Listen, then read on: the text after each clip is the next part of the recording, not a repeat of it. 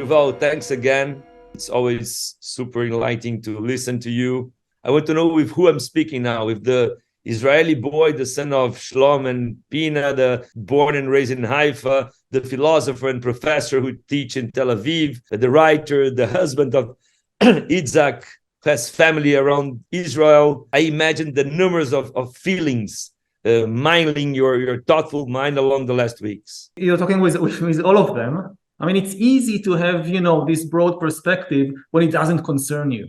But, when history comes knocking at your door, at your house, this is when you most need perspective. And what happened to me and to many of my friends and family, history didn't just come knocking at the door, it broke the door and destroyed the house. Imagine it's very hard to keep the balance when you have your family involved and have lots of layers of feelings in the things that I'm writing, Absolutely. So I will also say up front that because I'm very personally involved in the events, I don't think I can now be objective.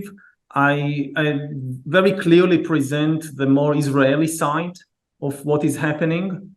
I would urge people who want to get a wider perspective on events, if you listen to this interview, to afterwards also listen to an interview with somebody hopefully compassionate and knowledgeable about what's happening on the Palestinian side, because this is something that I obviously cannot represent. I don't have the knowledge or the moral authority. Can you talk about a little bit about time, about the time for pain, the time for peace? What is striking about this attack, it's not just the atrocities that the Hamas committed, torturing children, killing parents in front of their children or children in front of their parents, kidnapping babies that are now held hostage in Gaza. It is that they aimed for these atrocities to be publicized, including by carrying cameras and taking images and videos of these terrible things. And you try to think, why? And the reason is that Hamas didn't want just to kill civilians. It wanted to kill any chance for peace, not just now, but generations to come. Why now? Why on the 7th of October? The reason is that Israel and Saudi Arabia were just on the verge of signing a historic peace treaty, which was supposed to normalize relations between Israel and most of the Arab world, and also to restart the Israeli-Palestinian peace process and to offer some immediate concessions that would have alleviated the suffering of Palestinians under Israeli occupation. Now, this chance for peace and normalization was a huge threat to Hamas and Iran that oppose any attempt for peace in the region. And this is why Hamas struck. It was meant to destroy the Israeli-Saudi peace deal and also to ensure that there won't be peace for generations. Vital to understand, because I hear many people, in different countries, in Brazil, in the USA, in Britain, which talk about the rights of Palestinians and the need to free Palestine. And I completely agree that I have been a vocal critic of the Netanyahu government for years for not making an effort to reach a peace treaty with the Palestinians. But what people need to understand, Hamas is not trying to restart the peace process. It's aiming to destroy all chance for peace now and in future. But it's a very tricky time, because I think that we have pain on both sides right now. And when you are in pain, it's very hard to think about peace. When you're angry, when you're feeling something really bad. And I truly don't think that two wrongs don't make a right. So that's why I think what's happening next, I'm super concerned about that. If you now in Israel try to talk about the pain of Palestinian civilians in Gaza, people treat you almost as a traitor. And it's the same if you're in Gaza and you try to say something about the suffering of Israelis.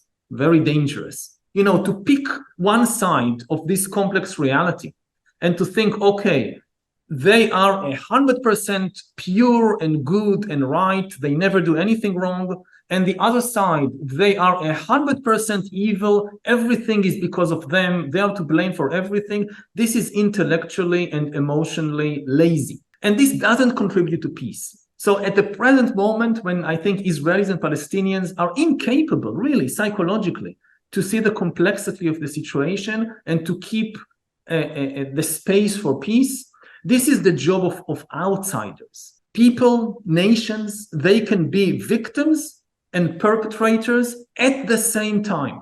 Brazil did a statement this week in the Security Council of United Nations that was denied by the United States. But I think everybody is trying to help somehow, no? I think that the principles should be, first of all, to clearly distinguish between Hamas and the Palestinian population. Hamas is a terrorist organization. Palestinians, people are not Hamas. Some of them support Hamas, but it's still not the same thing. And Israel has every right and duty to protect its citizens and to disarm Hamas. Anybody who is interested in peace should also be in favor of disarming Hamas, because as long as Hamas is a powerful armed organization, there won't be peace. At the same time, it should be very clear that Israel must respect the basic human rights of Palestinian civilians, and that the aim of this war should not be just to disarm Hamas, but to create conditions that will allow Palestinian civilians to live in their homeland, dignified lives and peaceful lives at some point in the future. So I want to understand from your point of view, how does the Netanyahu's populism bear responsibility for what is happening now, today in Israel? So Netanyahu and his government, of course, they are not to blame from the Hamas attack, but they do share a huge responsibility for the dysfunction of the Israeli state. And Netanyahu has built his political career on dividing the nation against itself, depicting entire sections of the Israeli nation as traitors. And he systematically appointed people to key positions based only on political loyalty, irrespective of their qualifications. It's like you described, it's like termites eating the state from within. And this is a warning, I think, for every democracy around the world. If you elect these kind of populists as your leaders, then in times of crisis, like the COVID-19 or like now with this war, you will pay a very, very heavy price for it. When I listened to you the first time 10 years ago, you were talking exactly about we are living the most peaceful time in the world. What happened in this decade? Why we move backwards so hard? You had systematic attack on the global order. And when you destroy order, what you get is disorder, is chaos. It's very simple. And again, it wasn't just Putin. It was some of the countries who were in the forefront of building the global order, like the USA. They chose leaders who deliberately attacked the values of the liberal order and destroyed the global institutions and so forth. And they didn't offer an alternative. They just said, my country first. I'll make my country great. That's good. Make your country great. But how different countries behave towards each other? How different countries negotiate trade and military problems and so forth. They had no idea how to manage the international community. And if we don't restore the global order, what we are now seeing in Israel and Palestine and Ukraine, we will see it in more and more areas around the world. And I seek a way to explain in a simple way to the Brazilian people about anti-Semitism, because like a Jew in Brazil that I am, we are a relevant community in Brazil, but far from being popular. So can you please help me to make a reflection on this, Yuval, because it's a tricky issue right now for me. Again, I think the key message should be that it is fine for Brazilians or for anyone else to care about the suffering of Palestinian civilians in Gaza. This is completely legitimate, but this should not lead people to support the extermination of the state of Israel or to support violence against Jews in across the world. And if you care about the suffering of Palestinian civilians in Gaza, why should that mean that Jewish children in Sao Paulo should be afraid to go to school? What's the connection?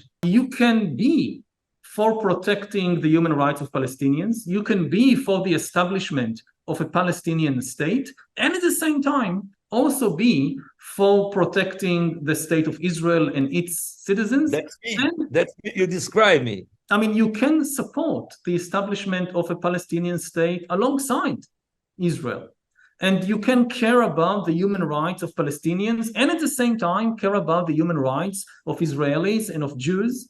And if when Hamas terrorists torture and murder civilians in their home, you can condemn this. I arrived from India yesterday, so I have Gandhi on my mind this along this week, and I love the sentence that an eye for an eye, pretty soon everybody will be blind. So exactly, and this has been going on in our region, for generations. The worst thing about history is that people try to save the past.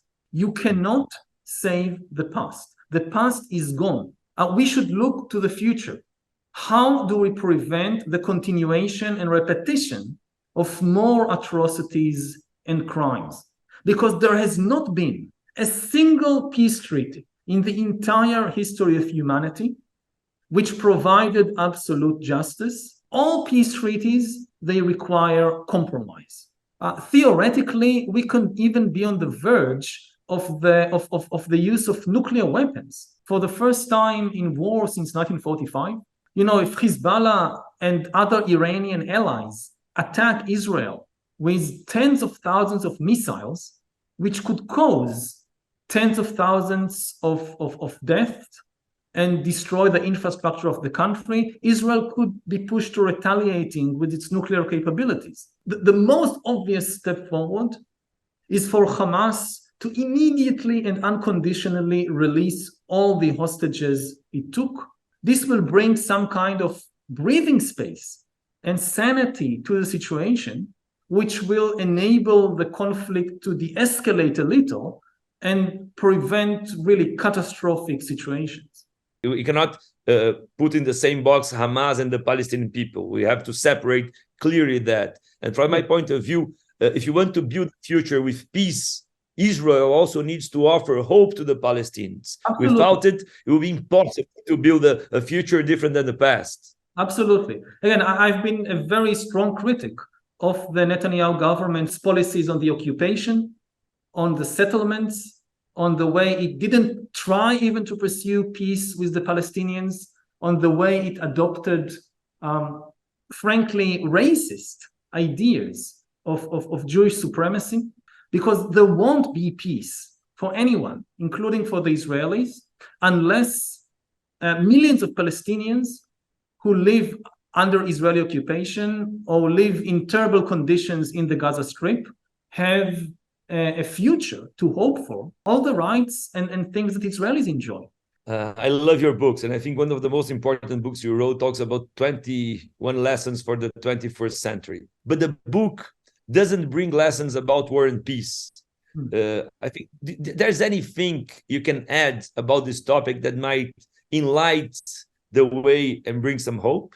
To try and rebuild the order, understanding that it will not be perfect and it does not provide perfect justice. But if I have to choose between absolute justice and peace, I take peace. Peace is an achievable goal. Absolute justice is not an achievable goal. It's something that only religious fanatics believe in. And if you look at past conflicts in history, so you mentioned the Holocaust earlier, 7-8 decades ago, Germans murdered in the most atrocious ways 6 million Jews. And now Jews and Germans are good friends. And Germany is one of the strongest supporters of Israel in this crisis. If it is possible within a relatively short time for Germans and Jews to become friends after the terrible things that happened in the 1930s and 40s, then anything is possible. The perspective of history gives us hope that if people make the right choices and we can reach a situation of peace and reconciliation. Both of us as Jews, both of us defending the Israeli rights and the Israeli people, but also defending the Palestinian state and the peace and opportunities for everybody. So thank you so much for your time again. Thank you. Thank you. And can you make a picture? Yes. Just smile. I'm going to pick up a picture now. Thank you so much. Thank you. Bye-bye.